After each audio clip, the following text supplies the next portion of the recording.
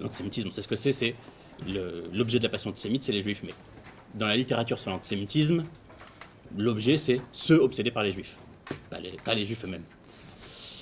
Et quand on parle des juifs, c'est au mieux comme des objets, presque jamais comme des sujets. Il y a assez peu de penseurs de l'antisémitisme ou de la condition juive qui s'intéressent d'abord à l'expérience vécue par les juifs et non à ce qui leur est fait, à leur perception propre et aux conséquences, aux choix qu'ils font pour leur vie, leurs schémas mentaux, leurs mythes. On pense évidemment à Albert Memmi dans Le Portrait d'un juif, dans La Libération des juifs, mais c'est une exception notable. Ce que l'antisémitisme produit sur les juifs, c'est une pression de radiation. C'est quelque chose qui les met constamment aux aguets. Et par parenthèse, la force de la pensée de Memmi, c'est de regarder avec lucidité, parfois avec sévérité, comment le juif réagit à cette pression de gradation et quels choix lui sont offerts et quels choix il emprunte. Mais voilà.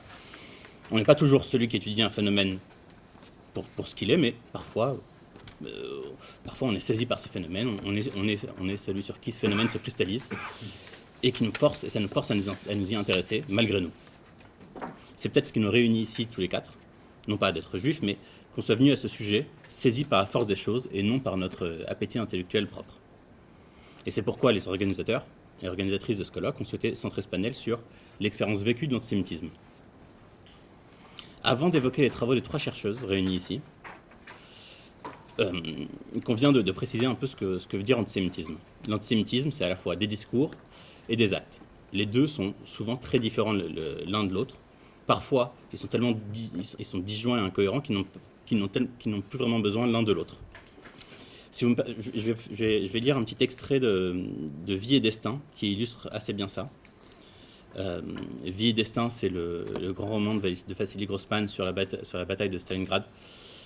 Et vers le milieu du livre, un soviétique est capturé par les Allemands, par un officier SS.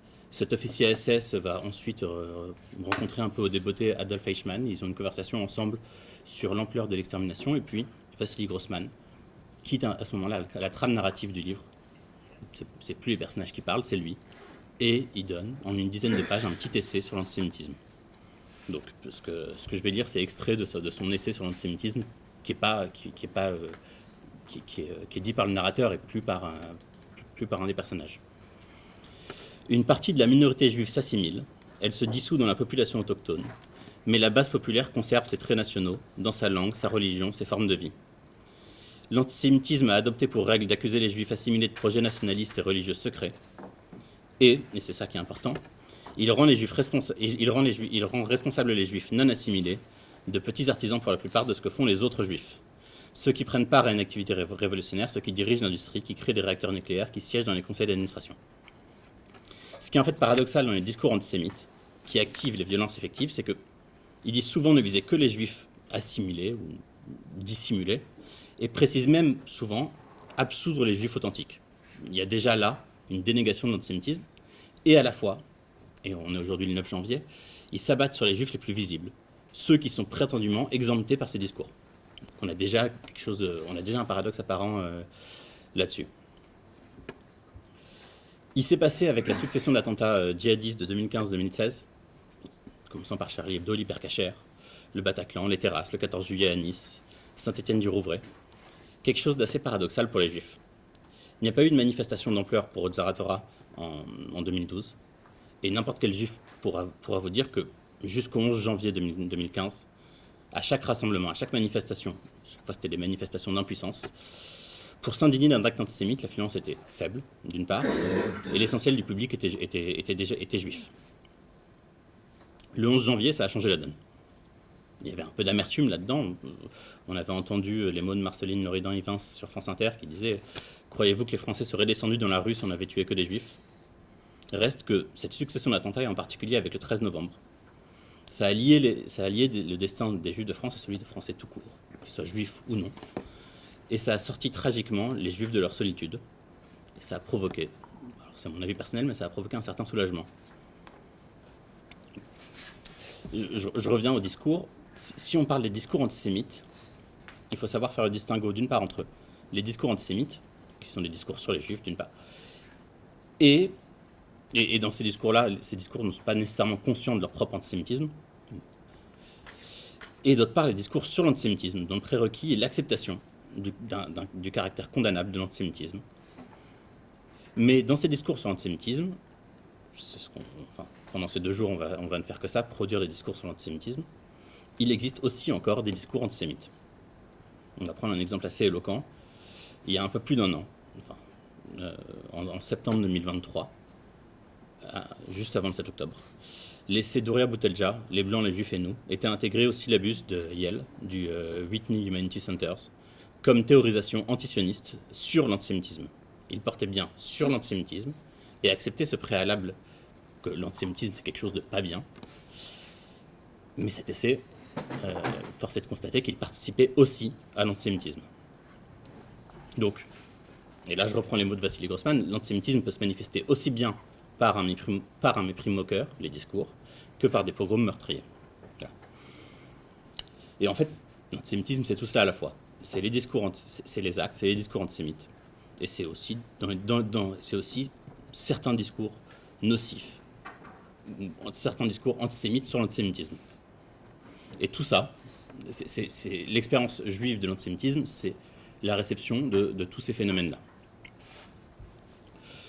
Cette expérience, il s'agit de la mesurer. Donc on commencera par le travail de Nona Mayer, qui a enquêté dans le 19e arrondissement, où vit une importante communauté juive, relativement traditionnaliste, et également d'importantes communautés arabo-musulmanes, qui sont, dit-on, les nouvelles vectrices de l'antisémitisme contemporain.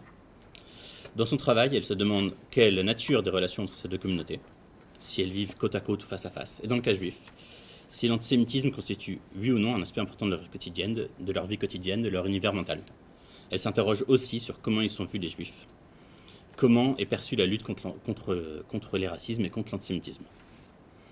On abordera un deuxième aspect avec Valérie Boussard. L'antisémitisme a explosé depuis le 7 octobre en France, comme activé par les massacres du 7 octobre. Dans cette expérience de l'antisémitisme, il y a toujours 2 filtres. Il y a les actes, ou les discours, et la conscientisation de ces actes.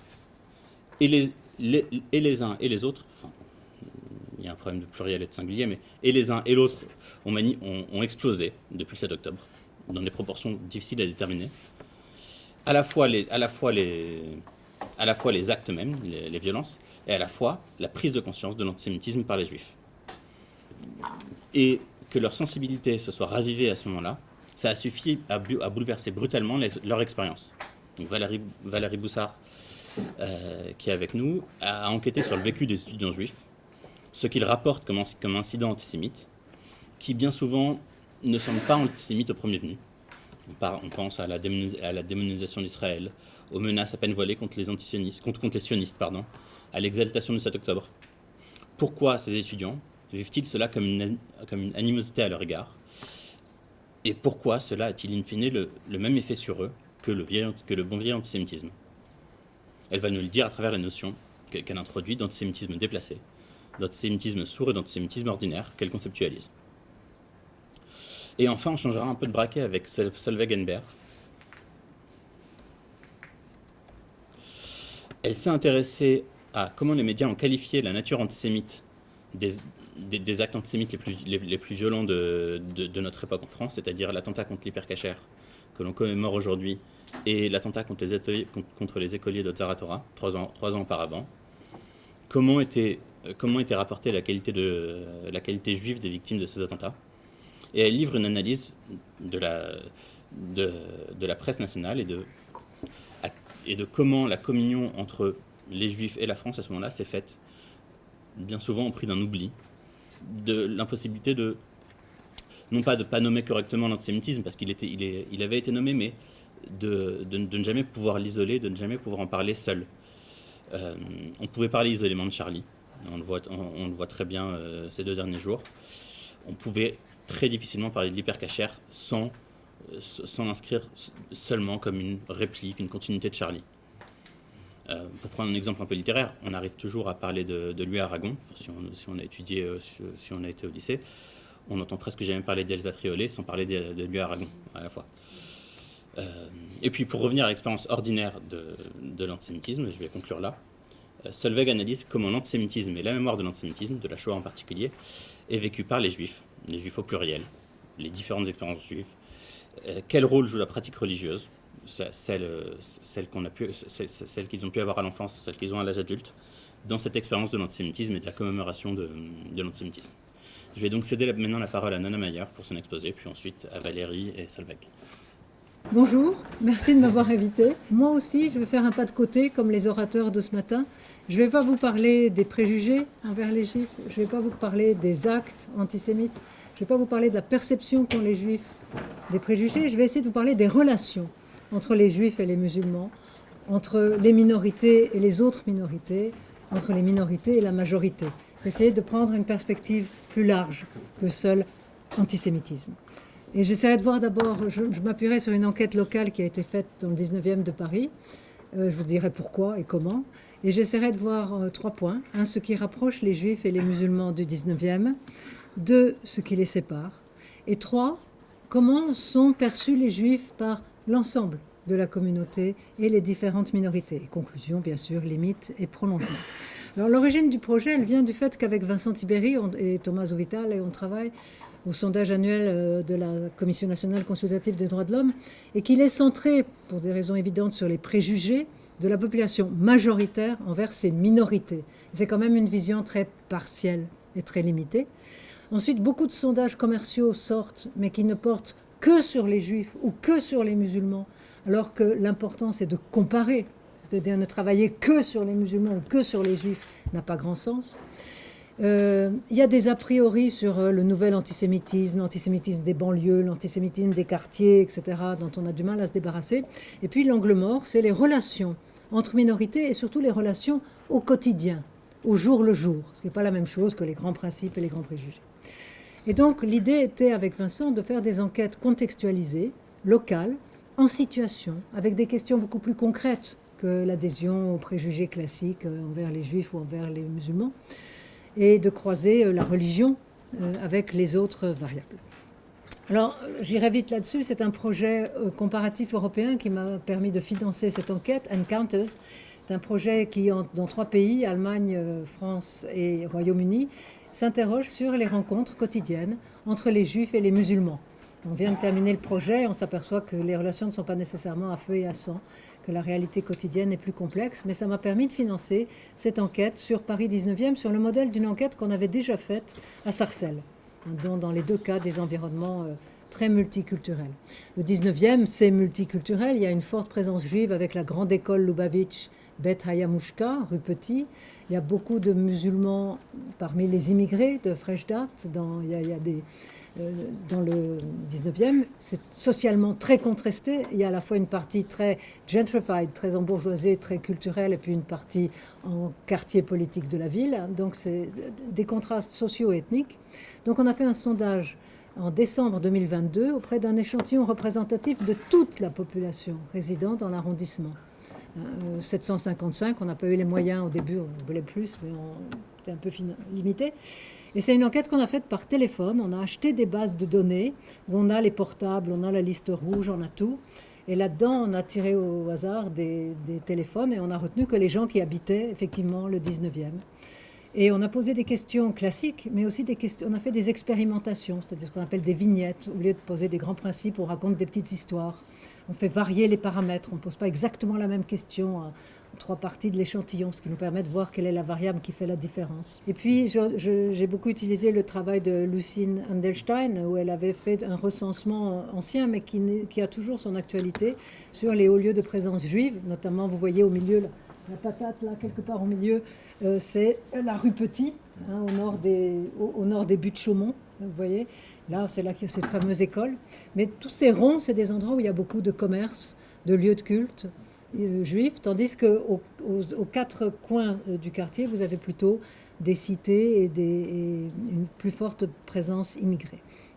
Alors, le cadre théorique, ça sera ce dont on a parlé ce matin, c'est-à-dire le débat autour du nouvel antisémitisme, mais plus largement, parce qu'on n'en a pas parlé ce matin, le racisme symbolique, subtil, implicite, l'idée que toutes les formes de racisme et d'antisémitisme depuis la Shoah ont tendance à s'exprimer d'une manière indirecte, euphémisée.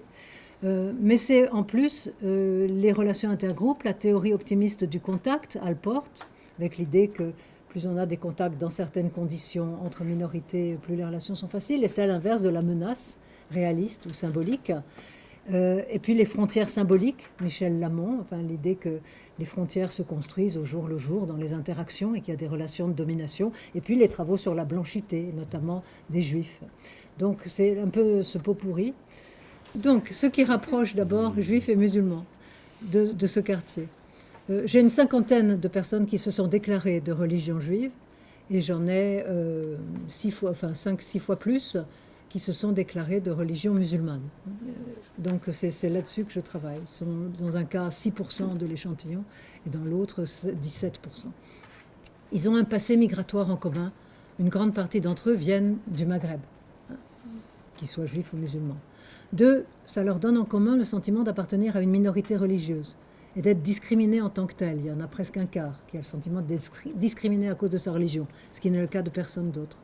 Ils donnent à la religion une place plus importante, je vais vous montrer. Ils ont des valeurs un peu plus conservatrices que la moyenne de l'échantillon, dans tout ce qui touche aux femmes, au sexe, au genre, aux gays. Et ils ont le sentiment quand même, et c'est la partie optimiste du papier, le sentiment que les juifs et les musulmans du 19e ont des choses en commun. Alors ça, c'est assez joli. Est-ce que vous iriez dîner avec les gens d'une famille d'une autre religion? Alors, en bleu, ils accepteraient sans problème. 2, ils éviteraient certains plats. 3, ils iraient seulement s'il y a les plats conformes à leur religion. Et 4, exclus. Bon, vous voyez que chez les catholiques, ça pose pas de problème. C'est la grande barre bleue, pas de problème. Les sans religion, encore mieux, 94%. Ensuite, vous regardez à l'extrême droite, en tout petit, en bleu turquoise, ceux qui n'iraient jamais chez quelqu'un d'une autre religion. Vous voyez que même chez les juifs et les musulmans, c'est très peu. En revanche, vous voyez que chez les juifs et les musulmans, la flèche orange, le bâton orange, c'est-à-dire éviterait certains plats et plus élevés. Donc on voit que pour les juifs et les musulmans, ils ont en commun d'accorder de l'importance à la religion. Et la deuxième chose, on leur demandait de qui ils se sentaient le plus proches. Est-ce qu'ils s'y sentaient proches particulièrement des gens de la même classe sociale, de la même origine, de la même âge, religion, voisinage.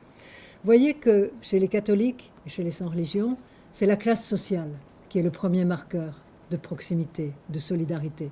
Chez les juifs et chez les musulmans, au milieu, vous voyez que classe est devancée par la religion, la flèche violette. Vous voyez, 73% des juifs mettent d'abord la religion, même si la classe vient après, 69. Et chez les musulmans, c'est kiff-kiff, 77 et 76, classe et religion. Donc là encore, ils ont vraiment quelque chose en commun. La religion n'a pas la même importance. Et je termine sur la note positive. Sentiment de solidarité, il y avait une question, est-ce que vous pensez que juifs et musulmans du 19e partagent un héritage culturel commun? 50% de l'échantillon pensent que oui, mais les 2/3 des juifs et des musulmans, et c'est significatif quand on fait des régressions statistiques, cet effet de la religion, le fait qu'eux soient les plus convaincus, joue toutes choses égales par ailleurs, à part le revenu. Et deuxièmement, on leur demande s'ils pensent que juifs et musulmans auraient intérêt à être solidaires face aux discriminations. 78% des juifs, 91% des musulmans. Et quand on fait une régression, on voit que ce n'est vraiment significatif statistiquement que pour les musulmans. Là, il y a une vraie demande côté musulman. Et positionnement sur l'échelle gauche-droite, sans surprise, plus on est à gauche, plus on pense solidarité. Maintenant, ce qui les sépare, ils n'ont pas le même profil socio-économique. Et j'irai très vite là-dessus. Globalement, ceux qui se déclarent juifs sont un peu plus socialement, économiquement favorisés. Et c'est très lié à ce que Rétière appelle le capital d'autochtonie. C'est une population qui est arrivée il y a beaucoup plus longtemps, qui a ses repères, qui est installée dans le quartier.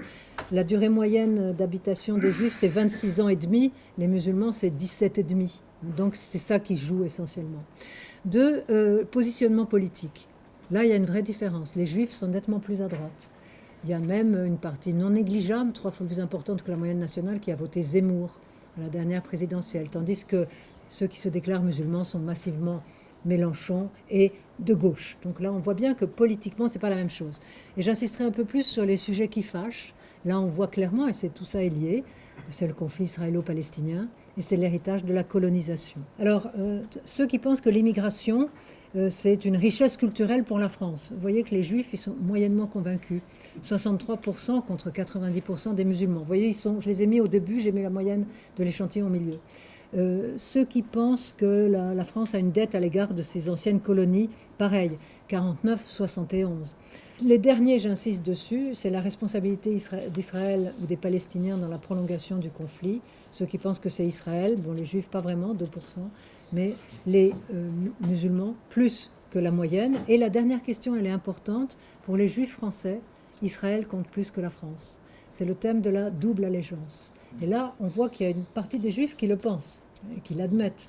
Mais c'est intéressant parce que ça rentre aussi dans des échelles d'antisémitisme de l'autre côté. Et on voit que les musulmans, mais aussi le reste de l'échantillon, sont nettement plus nombreux à le penser. Alors, comment sont vus les Juifs? C'est là qu'on va faire des expérimentations, c'est-à-dire on pose la même histoire est racontée de manière différente pour que les gens ne sachent pas quelles sont les autres modalités de l'histoire, pour ne pas les influencer. Alors la première question, c'est un élève a distribué en classe des caricatures. Premier tiers, c'est des caricatures anti-juives. Deuxième tiers de l'échantillon, anti-musulman. Troisième tiers, anti-chrétien. Et on leur demande, l'élève a été exclu, est-ce que vous pensez que cette sanction est tout à fait justifiée, plutôt pas ou pas du tout? Vous prenez l'échantillon, vous voyez que c'est justifié tout particulièrement si ce sont des caricatures anti-juives. Dans un contexte multiculturel comme le 19e, reste quelque chose qui est lié au tabou de la Shoah, c'est quand même plus grave si c'est des caricatures anti-juives.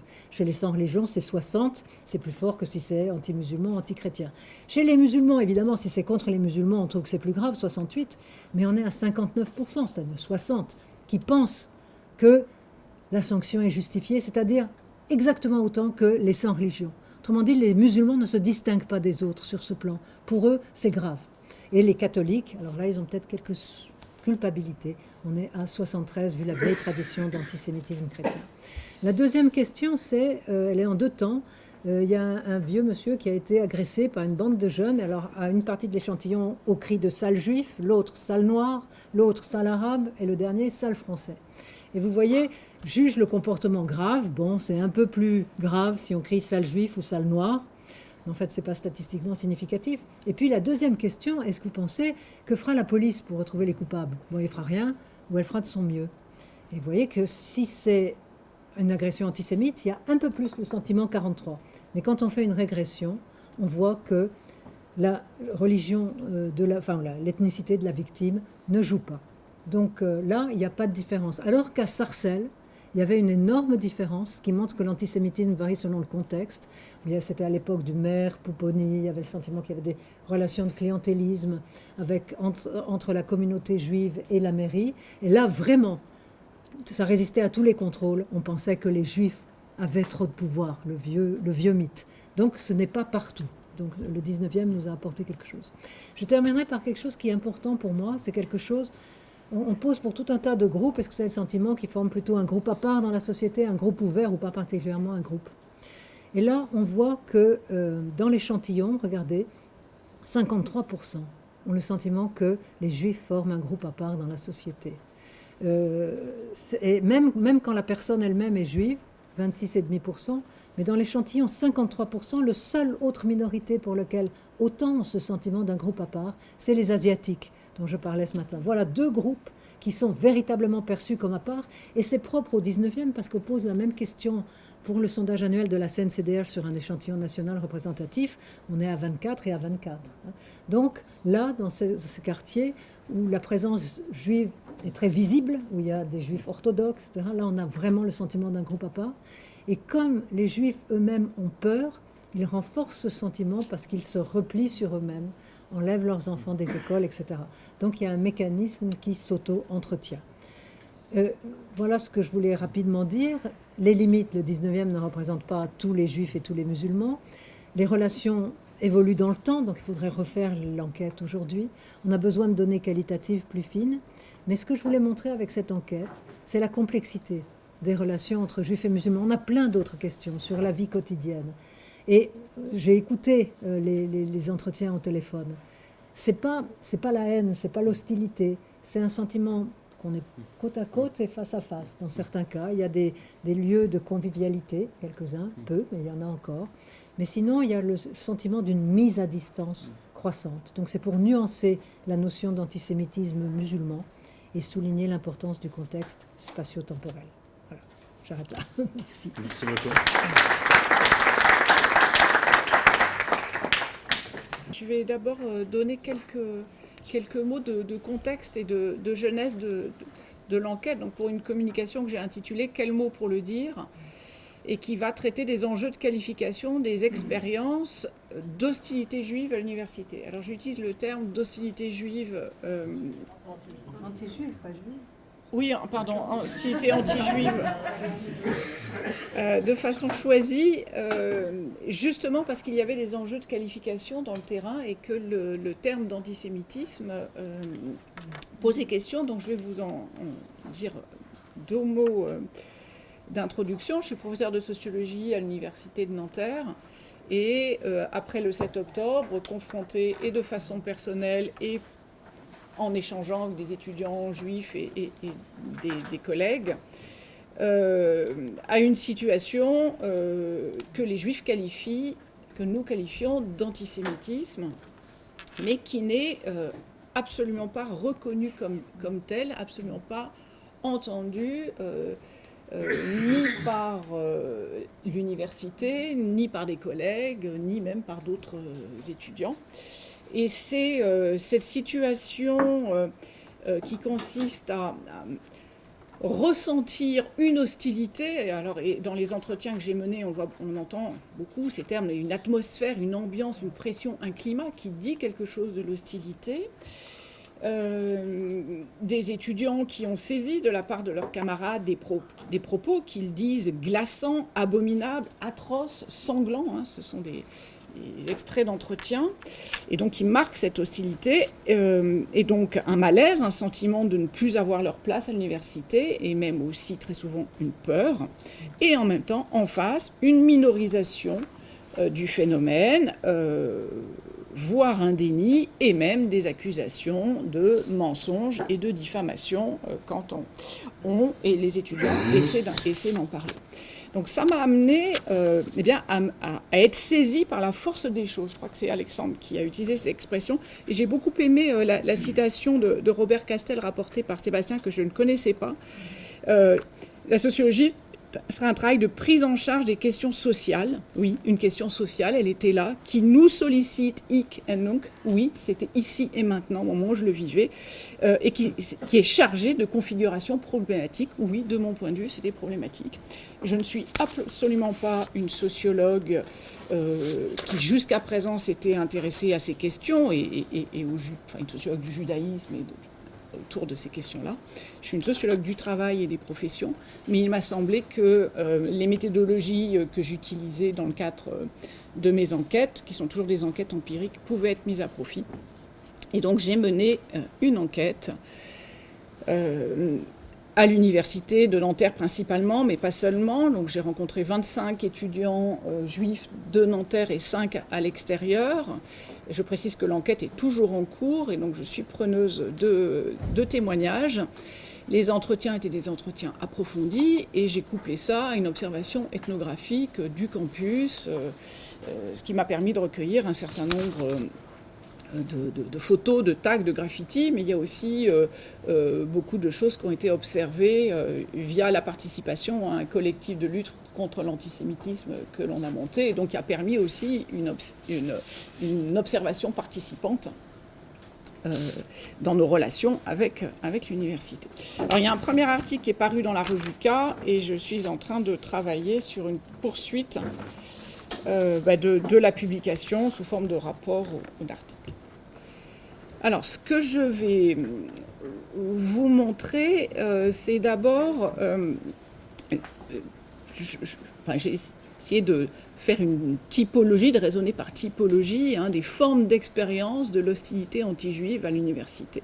Donc, je vais en présenter quatre formes: l'hostilité franche, l'hostilité déplacée, l'hostilité sourde et l'hostilité ordinaire. Et je vous montrerai ensuite que ces hostilités, les trois dernières, posent un enjeu de qualification au sens où cette hostilité est très difficilement dissible dans les termes consacrés de l'antisémitisme et qu'en plus, elle est difficile à objectiver. Et tout cela est redoublé par le déni d'antisémitisme ambiant, qui me semble pouvoir être d'ailleurs conceptualisé comme une cinquième forme d'hostilité. Alors la première des formes, l'hostilité franche, c'est quand les incidents, les discours sont explicitement antisémites. Vous le voyez ici à travers des graffitis.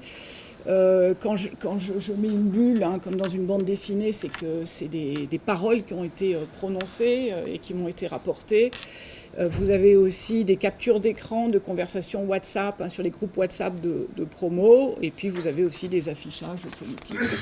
Donc vous voyez, ce que vous voyez à l'écran, là, c'est clairement, on n'a pas de doute, ah bah oui, ça c'est antisémite, c'est un bon nique les juifs, il n'y a pas de problème, on sait de quoi on parle. Et donc là, on voit que l'antisémitisme peut être... est conçu comme une sous-catégorie du racisme. C'est une haine pour des raisons religieuses, racialistes ou essentialistes. Et elle est entendable, en particulier, dès lors qu'elle a une composante nationaliste, catholique de droite ou fasciste. Alors là, c'est sûr, on est clairement sur de l'antisémitisme. Et je vous dis là, c'est sûr, parce que des événements sur le campus en 2022 avec des graffitis de croix gammées dans les toilettes ont tout de suite donné lieu à un signalement de l'université pour antisémitisme. Là, vraiment, ça ne posait pas de problème. On était vraiment en face du phénomène, pas de polémique possible. Et on peut utiliser la qualification juridique pour délit de discrimination ou provocation à la haine. Vous voyez, ça marche très bien. Et donc, vous voyez que ça suppose que le mot juif soit prononcé ou écrit, le mot juif et tous ses dérivés. Et là, on peut nommer cette hostilité anti-juive comme de l'antisémitisme. Et les étudiants le disent dans les entretiens. Là où ça se complique, c'est sur une autre forme d'hostilité. Alors, je l'ai appelée déplacée sur l'État d'Israël. Je vais en dire deux mots. Ce que l'on voit ici se manifester sur le campus de façon extrêmement forte et extrêmement violente. C'est une détestation d'Israël sous la forme de la démonisation d'Israël, donc le mauvais objet voué à la destruction. Vous voyez cette image, la piste sur Israël, Israël, un État colonisateur qui fait des crimes contre l'humanité, enfin, etc. Ça, c'est extrêmement présent. Et quand les étudiants en parlent, eh bien dans les entretiens, ils ne parlent pas d'antisémitisme. C'est-à-dire ils hésitent. On voit qu'ils ne savent pas comment le dire. Donc ils me disent, voilà, j'ai ressenti ça. Je me suis senti très très mal. Ça m'agresse. J'ai le sentiment que je vais être annulée, autant détruite. Mais est-ce que c'est de l'antisémitisme ? Je ne sais pas, je ne peux pas le dire. Alors, certains n'hésitent pas, hein, et ils font le lien, ils disent, bah, si, ça c'est de l'antisionisme, et l'antisionisme c'est de l'antisémitisme. Et d'autres, et c'est la majorité, sont beaucoup plus prudents. Alors, je ne sais pas si c'est de la prudence ou si c'est plutôt le sentiment que de toute façon, ça ne colle pas avec les qualifications juridiques traditionnelles et qui ne peuvent pas dire cette hostilité. Alors, cette détestation d'Israël, je vais passer assez vite, d'abord parce qu'Eva Illouz a produit un petit texte qui est formidable là-dessus. Cet antisionisme, il est vu comme une synthèse des luttes contre toute forme d'oppression, et donc elles s'articulent les unes les autres, ce qui donne la possibilité de haïr, de détester de façon vertueuse. Et on ne sera pas étonné de voir aussi que ça correspond à toute une activité militante, étudiante sur le campus, à l'extrême gauche.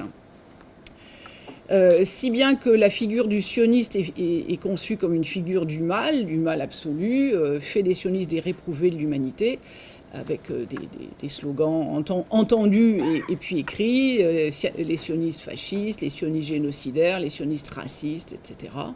Et donc avec une justification de la violence contre les sionistes au nom du bien. Alors le mot résistance est très très souvent écrit ou entendu sur le campus. Et je fais un peu une transition avec la partie suivante, mais enfin la partie suivante. Résistance, il y a juste le mot résistance. Il y a une espèce de décontextualisation et on va voir pourquoi ça a un lien avec une autre forme d'hostilité. Alors qu'est-ce que ça produit, cette hostilité chez les étudiants, eh bien, ils ont le sentiment qu'ils n'ont pas de prise dessus, de prise pour la dire, et pourtant, elle les atteint énormément, avec deux formes d'atteinte. D'abord, le sentiment de se sentir en danger, et d'entendre, en fait, « mort aux Juifs » en permanence. Il y a vraiment le sentiment, quand ils voient certains slogans, en fait, il n'y a pas écrit « mort aux Juifs », il y a écrit « mort à Israël », mais ils entendent et ils lisent « mort aux Juifs », puisqu'ils font cette association. Finalement, je suis sioniste, et 100% de l'échantillon est sioniste au sens d'une définition qu'ils donnent. Qu'est-ce que ça veut dire être sioniste? Je défends la légitimité, j'ai pas le même compte, la légitimité d'Israël à exister. Et comme on veut la destruction d'Israël, on veut me détruire aussi. Et puis être juif, c'est être coupable par définition. Et donc ce sentiment d'être en permanence un réprouvé est très difficile. Donc, je disais, la qualification juridique est complètement inopérante sur cette forme d'hostilité. Alors, je passe à la suivante, l'hostilité sourde. Sourde, justement parce qu'elle ne se dit pas avec des mots. D'abord parce qu'il y a une absence de mots, même quand il y a des mots écrits. Alors là, c'est le fameux, sur cette image, vous voyez, en fait, c'est un « fuck them ». Après tout un discours très diabolisateur d'Israël, enfin diabolisant sur Israël, vous avez un fuck them. Et vous voyez, le them ici est un déictique parce qu'on ne sait pas qui est them. Il faut des éléments de contextualisation pour comprendre qui est them. Donc il y a une indétermination. Si bien qu'il n'est pas écrit fuck les juifs, mais on peut le penser et en même temps on ne peut pas le prouver qu'il a été écrit et pensé cela. Alors, il y a comme ça toute une utilisation de substituts implicites et polysémiques qui remplacent les mots juifs, les fascistes, les colons, ou des expressions comme « from the river to the sea », etc. L'utilisation de langage codé. Et puis aussi, dans l'hostilité sourde, il y a tout ce qui ne passe même pas par les mots, mais plutôt par les gestes et les regards. Les étudiants saisissent beaucoup de regards d'hostilité, beaucoup de gestes d'hostilité qui sont être mis à l'écart en classe, plus personne qui vient leur parler, ou alors les chuchotements, les exclusions des conversations, y compris le fait d'être rayé des groupes WhatsApp, des Instagram, etc. Là, vous avez un exemple d'hostilité sourde, même si en même temps elle est très criante. Voilà, le mort au colon. Écrit mort au colon, mais... La quatrième forme d'hostilité, c'est l'hostilité ordinaire. Alors c'est un terme qui m'est venu à l'esprit, et en lisant Didier Lapéronie, dont on a parlé Sébastien, je me suis rendu compte qu'il utilisait aussi ce terme, donc je lui reprends. Là, c'est tout ce qui passe dans les interactions routinières et les catégorisations ordinaires, donc le langage courant, la vie quotidienne, avec surtout beaucoup d'humour, mais de l'humour sur fond de préjugés. Alors beaucoup de blagues sur la circoncision pour les garçons, par exemple, mais ça peut être aussi sur la nourriture cachère. Alors je vous ai mis une vraie conversation, une étudiante qui a une très très bonne amie qui est d'origine algérienne. Elle-même est issue d'une famille juive d'Algérie. Et son amie lui dit, si mon père, qui est un vrai Algérien, s'il sait que je traîne avec une pied noire, une traite, je ne veux même pas savoir ce qu'il te fera. Et la copine éclate de rire, ah, qu'est-ce que c'est drôle. Et en fait, pour l'étudiante, ça n'est absolument pas drôle. Et ça, il y en a énormément, et les étudiants le vivent au jour le jour.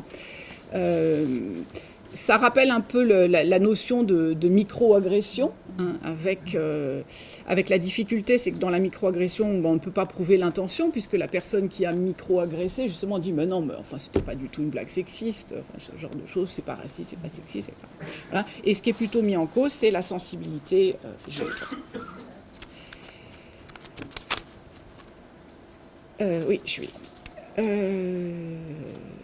Et donc, j'en arrive, et j'ai presque fini, aux enjeux de qualification, effectivement, et c'est le sujet de la journée d'aujourd'hui, l'antisémitisme. Peut-on dire que cette hostilité est une hostilité antisémite. On voit bien que la catégorie de l'antisémitisme est réductrice de l'expérience d'hostilité, et en même temps, elle est réductrice pour pouvoir en parler, pour pouvoir être entendue, et en même temps, c'est bien à travers cette catégorie que cette hostilité est entendue.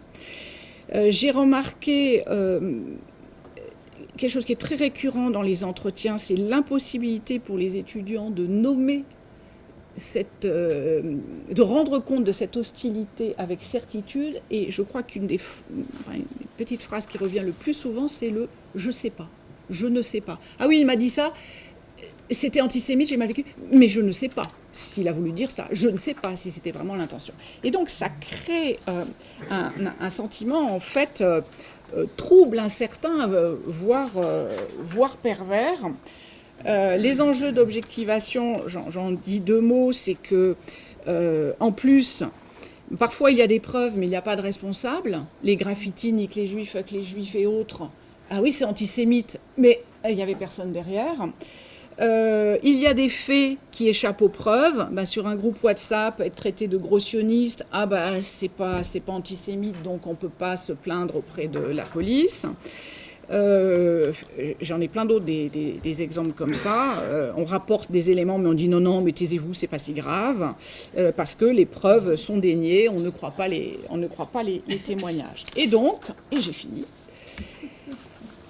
on assiste à un redoublement de l'hostilité par le déni de l'antisémitisme. C'est-à-dire que la plainte n'est absolument pas entendue, et pire que ça, elle est déniée.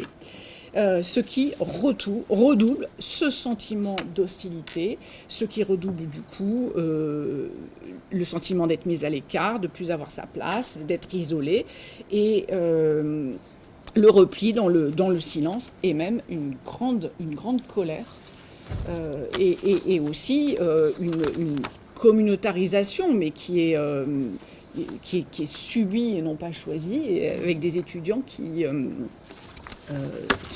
finissent par voir les autres dans l'université comme des ennemis, voilà, et avec une lecture assez obsidionale du monde universitaire. Voilà. Ça nous finit. Merci beaucoup.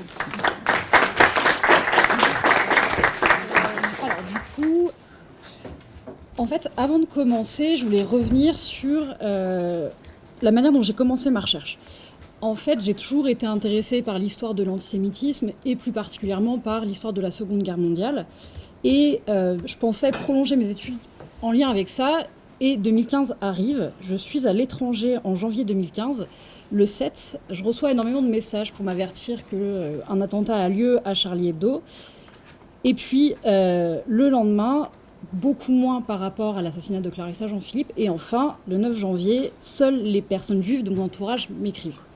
Et ça soulève une première question, c'est finalement qui réagit à l'antisémitisme et comment. Et du coup, en parallèle de ça, on a des premières réactions aux attentats, avec notamment le fameux « Je suis Charlie », et j'y reviendrai un petit peu. Et du coup, je commence aussi à faire le lien avec Toulouse en 2012, à interroger la manière dont les choses se sont passées, dont les victimes ont été évoquées. Et puis, je décide de me lancer dans une thèse et de m'intéresser à la manière dont les juifs et les juives se souviennent ou pas de l'antisémitisme. La première question que je me suis posée, c'est comment est-ce que je définis mon échantillon d'enquête avec cette question extrêmement vieille, qui est juif ?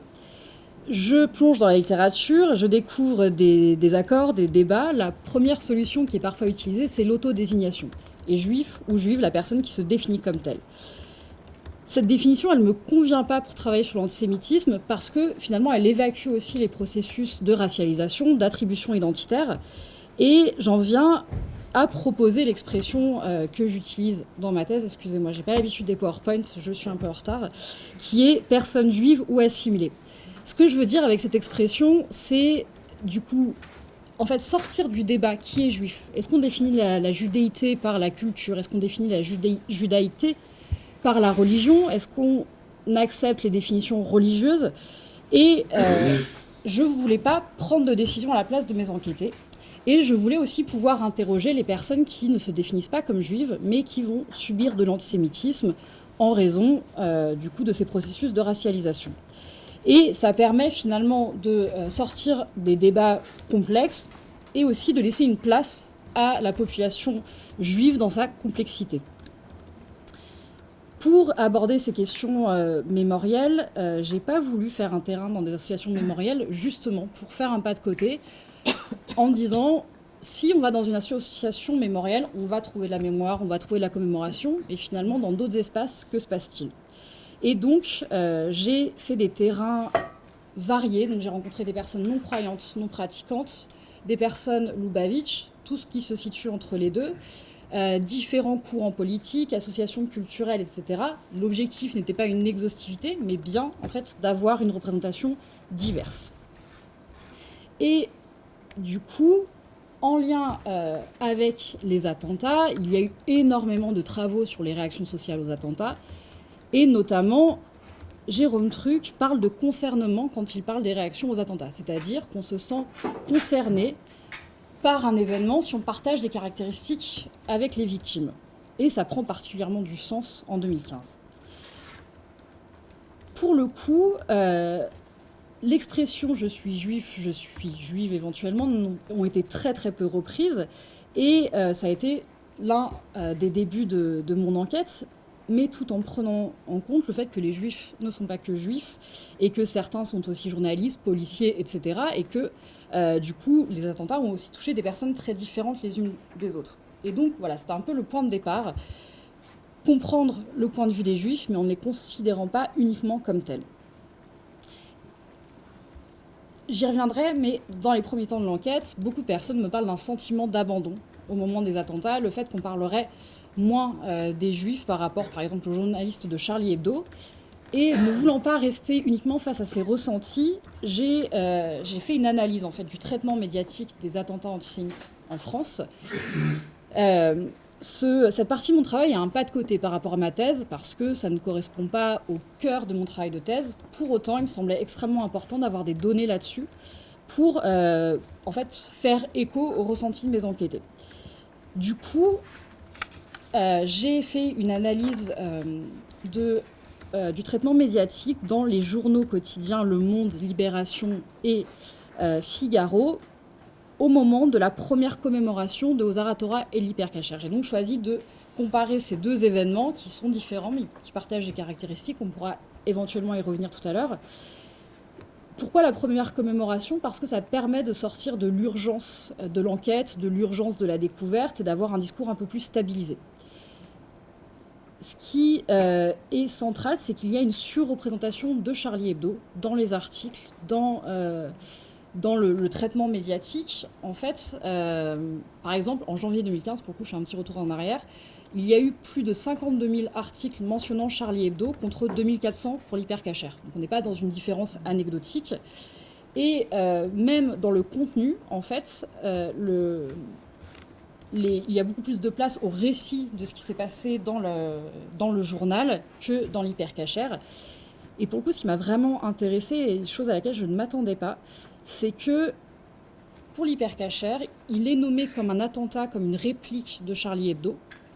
Par contre, si c'est un attentat, il n'est pas antisémite. Et quand l'Hypercacher est nommé comme un événement antisémite, alors c'est l'histoire de l'antisémitisme dans le prolongement de Ilan Halimi. Et donc, l'idée, c'est que l'expression attentat antisémite n'apparaît que très rarement dans le traitement médiatique. Si c'est évoqué comme un attentat, dans ce cas-là, c'est évoqué avec Charlie Hebdo, mais si c'est évoqué comme antisémite, c'est évoqué, par exemple, en lien avec l'assassinat d'Ilan Halimi ou d'autres actes antisémites. Et donc, on a vraiment deux sérialités interprétatives différentes. Et le dernier élément qui m'a semblé extrêmement important, c'est que le fait que c'était des juifs qui étaient attaqués pouvait être nommé. Par contre, il n'y avait quasiment aucune référence au cultuel, et notamment au fait que c'était peu de temps avant Shabbat dans le cas de l'Hypercacher, ou que l'une des victimes de Ozar Torah était rabbin. Il est nommé comme enseignant, mais quasiment jamais comme rabbin. Et ce qui pour moi révèle aussi peut-être un malaise éventuel par rapport aux religieux. Et tout ça, ça s'inscrit dans un contexte plus large, c'est que notamment en 2015, on a un encouragement à se souvenir au sein d'une unité nationale. Et puis, j'ai pas fait d'entretien avec les journalistes, mais je propose des hypothèses en conclusion, à partir de choses qui ont été démontrées en sociologie du journalisme, c'est que les journalistes sont eux-mêmes des êtres sociaux et ils ont tendance eux-mêmes à se sentir plus concernés quand ils ont un partage de caractéristiques avec les victimes. Et certains vont même jusqu'à parler de dire qu'ils ont fait un journalisme d'empathie le 13 novembre parce que justement ils se sentaient concernés par les victimes du 13 novembre. Donc, en tout cas, ces choses produisent en fait du coup un sentiment d'abandon par les personnes que j'ai rencontrées dans le cadre de mon enquête. Et je voulais rapidement prendre un autre exemple qui me paraît très révélateur. Je rencontre une femme, Karen, lors d'une commémoration. On commence à discuter, je lui parle de ma thèse, et là, elle évoque quelque chose qui l'a particulièrement choquée. En janvier 2015, la maire de sa commune écrit à tous les habitants de la commune pour parler des attentats et pour faire un message de soutien aux habitants. Et dans la lettre, elle m'a donné une copie. En fait, il y a, là je la cite, il y a 10 lignes sur Charlie Hebdo, il y a eu 10 morts, c'est normal. Les agents de police qui sont tombés, et donc après, je dis à la porte de Vincennes, je retourne ma lettre pour chercher la porte de Vincennes, et là, aux surprises, pas un mot, rien sur les 4 morts juifs. Elle prend contact avec la maire de sa commune qui explique qu'elle n'a pas parlé des juifs pour ne pas attiser le communautarisme dans la commune. Et ce qui m'intéresse dans cet exemple, en fait, c'est vraiment le décalage entre l'argument de la maire tel qu'il est rapporté par mon enquêté, mais aussi finalement la manière dont elle le reçoit. C'est-à-dire que finalement le discours de la maire qui entend défendre finalement un principe universaliste en ne parlant pas des juifs, au contraire, est reçu comme quelque chose qui met les juifs à l'extérieur, puisqu'on ne peut pas dire pourquoi, en tant que qui ils ont été victimes, et on ne dit pas l'antisémitisme. Et finalement, pour elle, c'est l'idée que la non-mention de la judaïcité des victimes vient finalement prouver que les juifs ne sont pas des victimes comme les autres. J'en viens à... Du coup, finalement, comment tout ça est vécu au-delà de cet exemple très spécifique par mes enquêtés, et ça va rejoindre des éléments qui ont été évoqués par Alexandre en introduction. Donc, je vous ai mis 2 extraits de citation. Le premier, on participe à la marche du 11 janvier. On avait refait la peinture, je suis Charlie, je suis policier, je suis juif, c'était notre mot d'ordre, voilà. On savait très bien le 11 janvier que les gens manifestaient pas pour Hyper Cacher. Pourquoi ? Parce qu'ils n'avaient pas manifesté pour Ilan Halimi, parce qu'ils n'avaient pas manifesté pour Toulouse, donc seuls les juifs, en gros, se retrouvaient à manifester. D'où le sentiment de malaise, le sentiment d'exclusion qu'avaient les juifs jusqu'aux attentats de 2015. La deuxième citation, je ne vais pas vous la montrer parce qu'elle est un peu longue, mais du coup je vais dire rapidement, c'est une dame qui explique que elle est fonctionnaire d'État, et dans le lieu où elle travaillait, il y avait des minutes de silence quand il y avait des attentats, sauf pour l'Hyper Cacher. Et donc, suite à ça, elle a refusé de participer aux événements collectifs et de participer aux éventuelles minutes de silence en disant, pour le coup, je cite, « Je vois pas pourquoi les morts du Bataclan auraient plus de valeur que les morts de l'Hyper Cacher. » Et du coup, je vais rester là-dessus. En fait, ces deux éléments sont intéressants parce que les deux évoquent un sentiment d'abandon, pas seulement, en fait, en raison de l'acte antisémite, mais en raison des réactions sociales aux actes antisémites. C'est-à-dire que le stigmate ne vient pas seulement du crime, mais de la manière dont il est envisagé. Et dans le cas du coup de la deuxième enquêtée, finalement, elle décide d'une certaine manière de retourner le stigmate en disant bah écoutez très bien, moi je ne viendrai plus, et elle affirme en fait cette identité juive de la même manière que le fait Roger, c'est affirmer l'identité juive face à ce stigmate. Pour le coup, l'un et l'autre n'ont pas tout à fait le même rapport. Roger continue quand même à participer aux commémorations, à exprimer un sentiment de solidarité extrêmement fort avec les autres victimes. Et du coup, ça vient souligner le fait qu'il n'y a pas une manière juive de se souvenir, ni une manière de réagir, mais bien des manières de se souvenir en tant que juif. Et surtout, les juifs ne sont pas que juifs, et c'est peut-être l'une des choses qui me tient le plus à cœur dans ma thèse, c'est de ne pas considérer mes enquêtés uniquement comme des juifs, même si c'est comme ça que je les ai rencontrés. Du coup, je vais vous prendre un autre exemple un peu extrême, mais parce que justement il permet de bien illustrer. Un de mes enquêtés est journaliste, est juif, et lui, pour le coup, il n'a pas ressenti d'exclusion ou de sentiment d'abandon en 2015, et il l'explique ainsi. Si tu veux, ce jour-là, on a attaqué 3 choses. Enfin, ces jours-là, on a attaqué 3 choses. On a attaqué la France à travers les flics, on a attaqué la liberté d'expression, les journalistes, à travers Charlie, et on a attaqué les juifs à travers l'hypercachère. Et moi, je suis un journaliste juif français, donc j'ai attaqué 3 fois. Donc c'est terrible, je suis mal. Et vraiment, du coup, lui, il a vraiment un rapport complètement différent à ce moment-là, en raison justement du fait qu'il est journaliste, qui se pense comme tel, et donc en fait il se sent inclus dans ce qui se passe autour de lui. Un autre exemple qui l'illustre, je vais vite, j'ai bientôt fini, c'est Yanis, un jeune qui a 20 ans au moment des attentats et qui habite dans le 11e arrondissement. Et lui, il participe au rassemblement pour Charlie Hebdo pour le 13 novembre, et de la même manière, à aucun moment il n'exprime ce fameux sentiment d'abandon.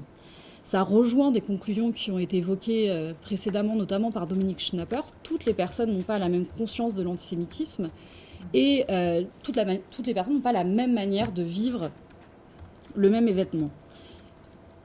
Et donc, finalement, le fait de se sentir inclus autrement, dans le cas de Yanis ou de Marc, produit finalement une baisse du sentiment d'isolement face à l'antisémitisme. Pour conclure, donc, il y a eu un sentiment d'abandon qui est en partie objectivé par effectivement le traitement médiatique tel qu'il a été, même si la réalité est plus complexe que les sentiments exprimés par les personnes. Mais ça ne veut pas dire qu'il y a une seule manière de réagir, et bien sûr, ce sont des processus qui sont dynamiques et qui évoluent. Surtout, les individus ne se souviennent pas seulement en tant que juifs, je l'ai évoqué, et ça rejoint aussi en fait le dernier élément que je voulais aborder, des éléments que tu as évoqués, Valérie, sur la capacité à dire l'antisémitisme. Et finalement, moi, ce que j'ai remarqué, c'est que les personnes que j'ai rencontrées n'ont aucun problème à dire l'antisémitisme de l'hypercachère, de Ozar Torah, d'événements collectifs.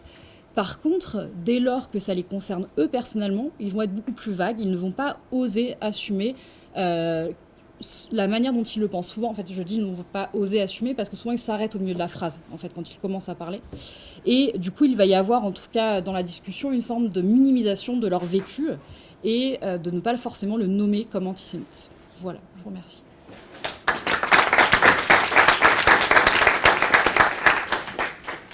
Question très simple à Valérie Boussard. Vous avez donc dit que ces étudiants avaient du mal à nommer l'espèce d'antisionisme éradicateur qu'ils ont constaté. Quelles seraient vos propositions de termes pour nommer ça qui pourrait leur servir ? Est-ce que j'ai réfléchi à une proposition de nomination de cette hostilité déplacée vers Israël, donc cet antisionisme radical, pour qu'il puisse être compris comme de l'antisémitisme? Non, je n'en suis pas là, et parce que je ne suis pas très bonne dans le côté passage à l'action, surtout quand je suis encore en travail d'enquête. Voilà. Mais je pense que vous êtes nombreux et nombreuses dans la salle et en ligne pour justement apporter des propositions, débattre de ça. En tout cas, antisionisme ne marche pas. Ça, voilà, je pense qu'on peut être d'accord là-dessus. Il ne faut pas dire cela, l'appeler antisionisme, parce que sinon, de toute façon, derrière, c'est « Ah, mais quand même, on a bien le droit de critiquer légitimement le gouvernement d'Israël. » mais sans comprendre que... Mais non, c'est pas de ça dont on parle. On parle de la critique, la négation du droit d'Israël à exister. C'est pas la même chose. Donc faire comprendre la distinction entre ces deux formes d'antisionisme qui se disent avec les mêmes mots, et puis toute cette polysémie autour de sionisme fait que c'est pas une bonne catégorie.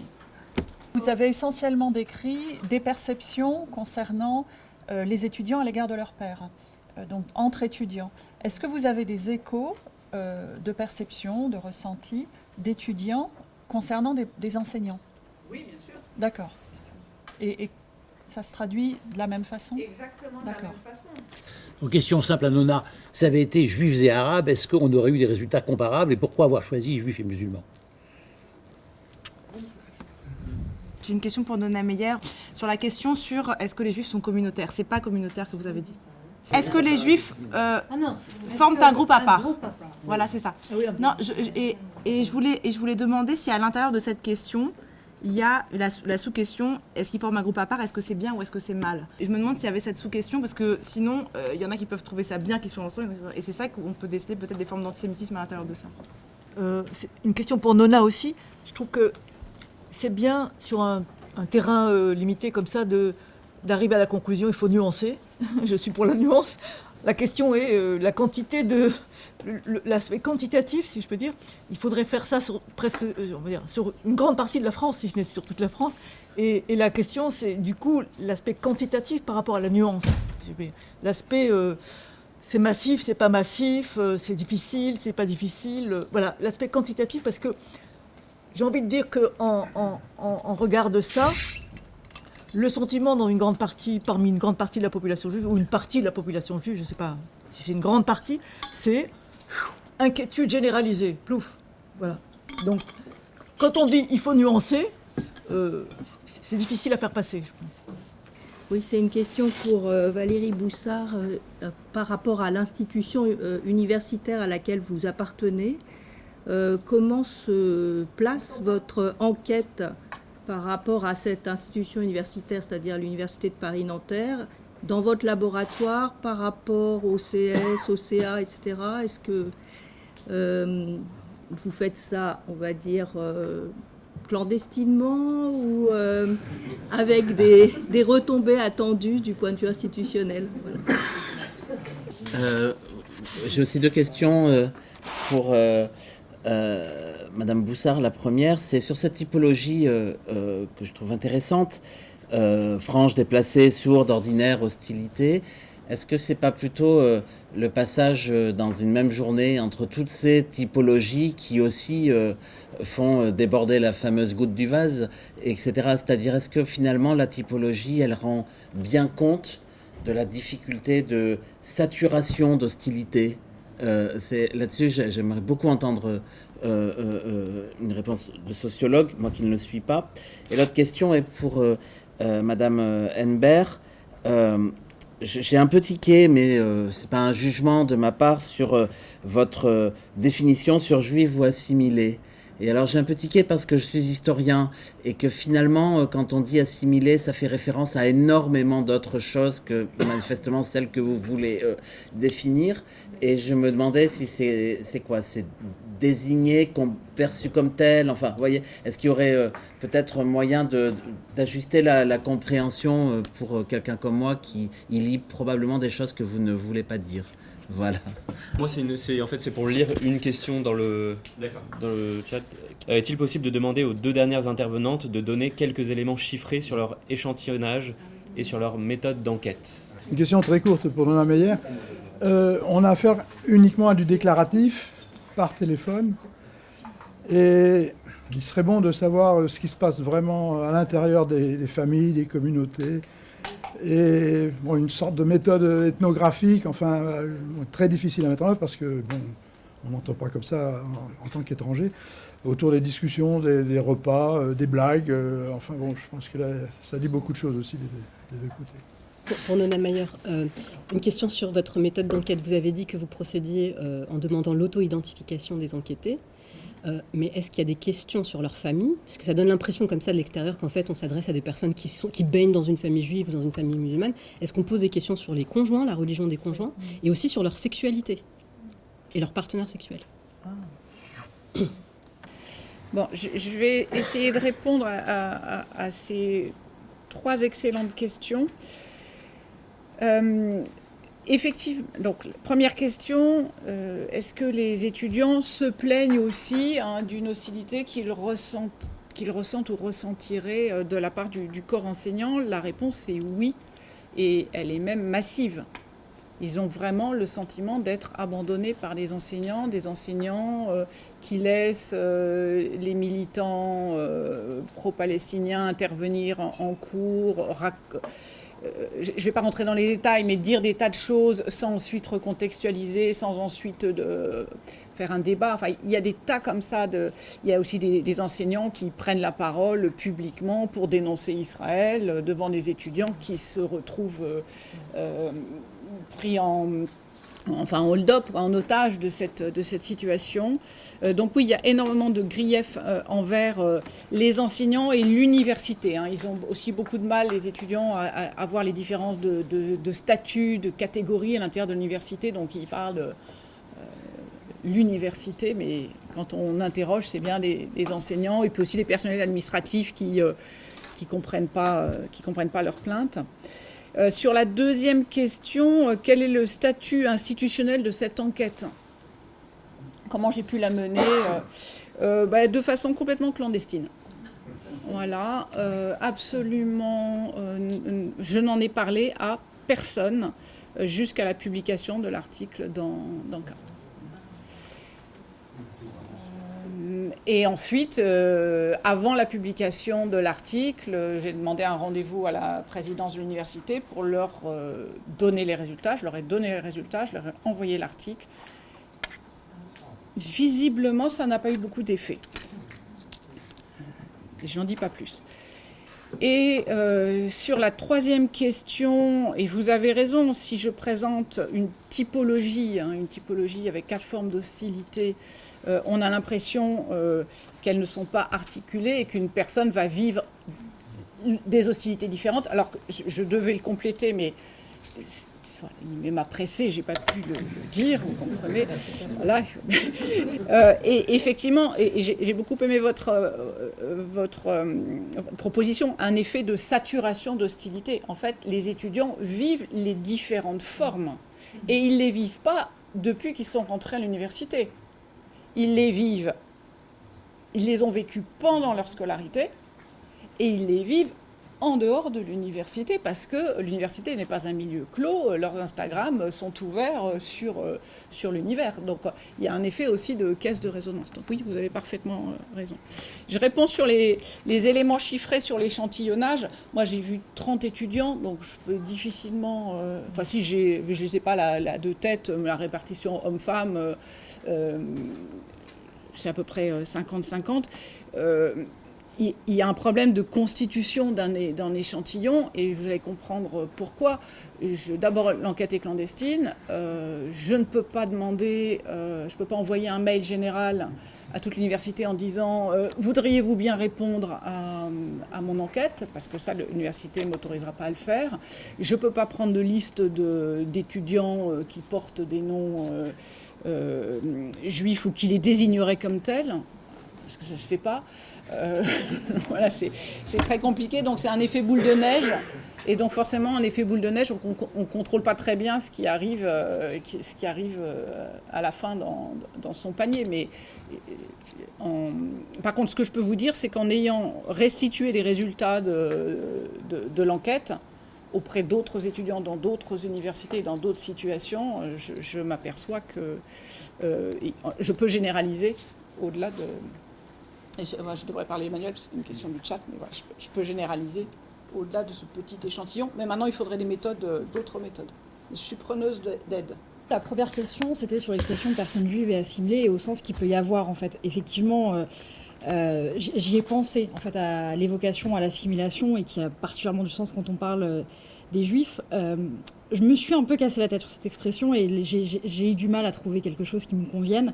Je me suis décidée là-dessus parce que, en fait, pour faire référence à assimiler à cette identité, soit la personne qui s'identifie comme telle, même si elle n'est pas forcément reconnue comme juive dans les débats religieux, soit par l'extérieur. Je voulais aussi éviter une périphrase trop complexe, parce que déjà, quand j'écris cette expression, en fait, on me dit que c'est un peu complexe, que ça alourdit l'écriture, et j'ai pas voulu en faire plus. C'est aussi pour ça que j'ai pas retenu, par exemple, personne juive ou désignée ou perçue comme telle, en fait. Et puis, c'était vraiment en fait une manière de ne pas rentrer dans les débats, notamment religieux, ou sur mes terrains, en fait, éviter les questionnements de personnes qui me diraient oui, mais vous qualifiez des personnes juives alors que leur mère n'est pas juive, etc. Et voilà, c'était vraiment une manière de sortir de tout ça et de dire moi, ce qui m'intéresse, c'est un mécanisme social et ce qui se passe pour ces personnes-là, en fait. Mais vous avez raison et vous n'êtes pas le premier à me le dire et j'y pense aussi. Voilà, mais du coup, je vais y réfléchir en tout cas pour la suite. Sur la méthode, alors des données chiffrées, j'en ai, je les donne pas pour le moment. En fait, j'attends la fin de ma thèse pour donner des données précises. Sur la méthode, en fait, j'ai fait des entrées par des synagogues, par une chorale yiddish, par des cours de langue. Voilà, j'ai multiplié les points d'entrée. Et j'ai aussi beaucoup fonctionné au bouche à oreille. Par exemple, quand certains terrains étaient refusés ou quand par exemple, à un moment donné, en fait, je cherchais à rencontrer des personnes qui ne se considèrent pas comme juives, justement, mais qui subissent de l'antisémitisme. Et c'est quand même assez compliqué, en fait, de rencontrer des personnes comme ça en rentrant par des institutions. C'est pareil, j'allais pas mettre des annonces et j'ai demandé à mes enquêtés s'ils connaissaient quelqu'un. J'en ai rencontré, et encore une fois, le fait qu'ils acceptent de me répondre, ça dit aussi quelque chose finalement de leur rapport à l'identité juive. Et j'ai aussi beaucoup observé de commémorations, mais alors de commémorations par exemple de l'hypercacher, des commémorations de la Shoah, mais aussi des études religieuses en souvenir d'événements antisémites, des réunions politiques, des conférences politiques. Voilà, en fait, parce que je voulais pas restreindre le champ de ce qu'est la mémoire. Et du coup d'aller vraiment à la rencontre de la manière dont les gens vivent la mémoire et se souviennent ou pas. Voilà. Bon, merci pour toutes ces questions, je vais aller vite. Est-ce que juifs, arabes, maghrébins, j'ai toutes les manières de distinguer tout cela, puisque je demande la religion. Au départ, on prend les gens qui résident sur place. On connaît la religion, on connaît le lieu où ils sont nés, on connaît la religion des parents, on connaît, ça répond d'ailleurs à l'autre question, on connaît où les parents sont nés, les parents, père, mère. Donc, on a l'ensemble. Je peux très très bien croiser ces variables. Alors, sur les juifs, c'est un tout petit échantillon. Pour ceux qui se déclarent musulmans, la très grande majorité de ceux qui viennent du Maghreb sont musulmans. Et ensuite, on a tout un tas de questions sur la pratique religieuse qui peuvent permettre de cerner à l'intérieur. Donc, c'est pas uniquement les juifs et les musulmans. Ça, c'était l'enquête Encounters. Mais moi, je suis allée beaucoup plus loin exprès, parce que c'est restrictif de prendre que juifs et musulmans définis par la religion. Absolument, évidemment. Deuxièmement, groupe à part, la question c'était, est-ce que vous avez le sentiment que ces différents groupes forment un groupe à part dans la société française, un groupe ouvert, ou pas spécialement un groupe? Il était hors de question de demander si c'était bien ou mal. On le vérifie ensuite. On n'allait pas imposer une problématique. Au contraire, ensuite on voit qui répond c'est un groupe à part, et on voit très clairement dans toutes les enquêtes qu'il y a deux manières. Il y a ceux pour qui c'est positif et qui pensent qu'il faut donner aux différentes minorités le droit à s'exprimer, à avoir une identité de groupe. Et puis on voit ceux chez qui, groupe à part, ça va avec tous les stéréotypes négatifs. Et il y a vraiment les deux. Et c'est pas un hasard s'il y a 26% des personnes qui se définissent comme religieusement juives, qui se définissent comme un groupe à part. Tandis que les autres ne se définissent pas comme un groupe à part. Mais il est hors de question de poser a priori que c'est bien ou mal, et de les faire réfléchir en ce sens. Ensuite, c'est à moi de voir comment les autres réponses, mais claires sur le sens qu'on a donné. Parce que dans tout questionnaire, comme le disait Bourdieu, chacun va lire la question de manière différente. Et c'est bien ça qui est intéressant. Et c'est de voir ensuite le sens en l'éclairant par les réponses aux autres questions.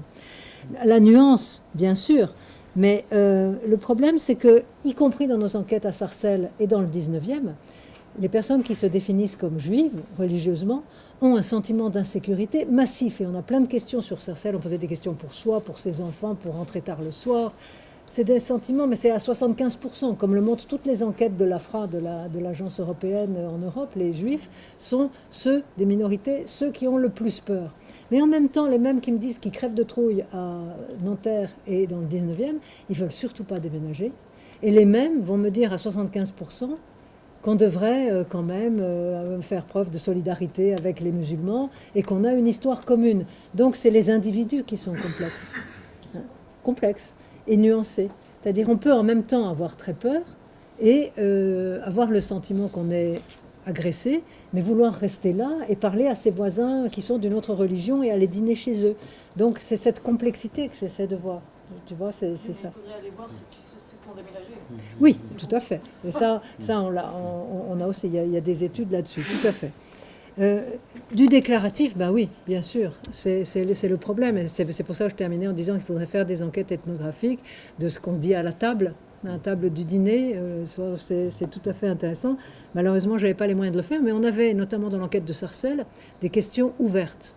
Et c'était passionnant parce que sur Sarcelles, on a pu ainsi reconstituer comment les gens se définissaient. Donc les questions ouvertes nous donnent un ersatz, à défaut de faire une ethnographie. Et c'est absolument passionnant parce qu'on voit la complexité. Il y a des gens pour qui les origines, c'est la religion, d'autres pour qui c'est le pays où je suis né, d'autres qui sont des franco-français, mais pour qui c'est la province de mes parents. Donc la notion d'origine, on peut très bien la cerner, même à travers les questions ouvertes à des questions de sondage. Mais il faut compléter avec l'ethnographie. Et on a fait aussi de l'observation participante. Dans le 19e, il y avait une partie de l'équipe qui était allée interroger le maire et ses adjoints pour savoir quelle était la politique à l'égard des minorités, parce que c'est fondamental, le contexte politique. Et on est allé regarder sur place si l'enquête de Lucine Endelstein tenait encore la route, et on voyait bien que ça tenait encore la route. Donc on a fait aussi du repérage. Mais c'est vrai que ça ne remplace pas le fait de se faire admettre dans l'intimité familiale. C'est un peu plus difficile en ce moment, d'aller se faire admettre dans l'intimité familiale d'une famille juive ou d'une famille musulmane. Et la dernière question sur la famille, oui, on avait plein de questions. Malheureusement, pour des raisons d'argent, ils nous ont sucré une partie des questions à la fin. Notre questionnaire a été raccourci de 10 minutes. On avait le conjoint aussi. Finalement, là, on a papa, maman, je pense que les grands-parents, et on a la religion et le lieu de naissance. Et en fait, ce qui est important, c'est de voir que la majorité de ceux qui se déclaraient comme juifs venaient de familles juives. C'était des gens qui mettaient la religion au même niveau que la classe sociale. Mais même dans l'enquête du 19e et même à Sarcelles, la majorité des juifs, par exemple, ne sont pas des pratiquants. Donc baigner dans une atmosphère juive, ça dépend de ce qu'on appelle baigner dans une atmosphère juive. Appartenir à une culture, à une identité juive, oui, pas nécessairement religieuse. La majorité des musulmans et la majorité des juifs ne sont pas pratiquants, même s'ils sont infiniment plus pratiquants que les cathos. Voilà, on est... Je ne peux pas poser une question de 30 secondes à Solveig ? Non, mais juste la question, est-ce que c'est pas plutôt que personne juive est assimilée, c'est reprendre la question de Sartre. En fait, au fond, c'est les autres qui vont tenir comme juif quelqu'un. Oui. Est-ce que c'est pas ça? En fait, il y a complètement de ça, mais c'est pas que ça, parce que justement, il y a l'exemple de ces enquêtés. Un exemple d'une personne, il accepte de me répondre en me disant « mais moi, je suis pas juif ». Mais mon grand-père était rabbin. Et donc, en fait, il explique qu'il a subi de l'antisémitisme, mais en même temps, en fait, il a fait un voyage en Israël en disant « mais parce que je voulais aussi connaître la religion de mon grand-père ». Donc, c'est plus trouble que uniquement la racialisation et l'attribution de l'extérieur. Mais en même temps, de l'extérieur, il y a des moments où il sera réduit à sa condition de juif et il va redécouvrir son identité. Mais complètement. Voilà. Mais en fait, voilà, il est dans un rapport... en devenir. En évolution, en dynamique.